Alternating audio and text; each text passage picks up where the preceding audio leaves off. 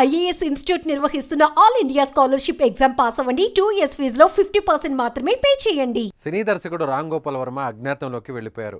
అయితే ఏపీ పోలీసులు ఆయన కోసం ముమ్మరంగా గాలిస్తున్నారు. హైదరాబాద్, తమిళనాడులో ఆర్జీవీ ఉన్నట్లు అనుమానిస్తున్న పోలీసులు హైదరాబాద్లో 2 బృందాలు, తమిళనాడులో 2 బృందాలతో గాలింపు చర్యలు చేపడుతున్నారు. మరోవైపు ఆర్జీవీ కాల్ డేటాను పోలీసులు పరిశీలిస్తున్నారు. ఆయనకు ఓ సినీ హీరో ఆశ్రయం కల్పిస్తున్నట్లు అనుమానిస్తున్న పోలీసులు సదర్ హీరోతో ఆర్జీవీ ఫోన్లో మాట్లాడినట్లు గుర్తించినట్లు సమాచారం. దీంతో ఆర్జీవీకి ఆశ్రయం కల్పించిన ఈ సినీ హీరో ఎవరనే విషయంపై రాజకీయ, సినీ వర్గాల్లో చర్చ జరుగుతోంది. మరోవైపు ఆర్జీవీ ఆచూకీ గుర్తించేందుకు ఏపీ పోలీసులు చెన్నై, ముంబై పోలీసుల సహకారం కోరినట్లుగా తెలుస్తోంది.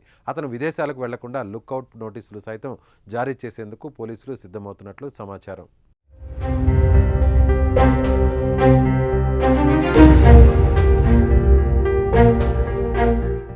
ఏపీ సార్వత్రిక ఎన్నికలకు ముందు చంద్రబాబు నాయుడు, పవన్ కళ్యాణ్, నారా లోకేష్లను ఉద్దేశిస్తూ రామ్ గోపాల్ వర్మ సోషల్ మీడియాలో అభ్యంతరకర పోస్టులు పెట్టారు.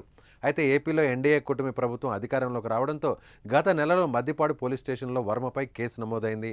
ఈ క్రమంలో ఒంగోలు రూరల్ పోలీసులు హైదరాబాద్లోని ఆయన నివాసానికి వెళ్లి నోటీసులు అందజేసి నవంబర్ 19న ఒంగోలు రూరల్ సీఐ ఎదుట విచారణకు హాజరు కావాల్సిందిగా కోరారు. అయితే రామ్ గోపాల్ వర్మ హైకోర్టులో క్వాష్ పిటిషన్ దాఖలు చేయగా కోర్టు తిరస్కరించింది. దీంతో వారం రోజుల తర్వాత విచారణకు హాజరవుతానని పోలీసులకు రామ్ గోపాల్ వర్మ సమాచారం అందించారు.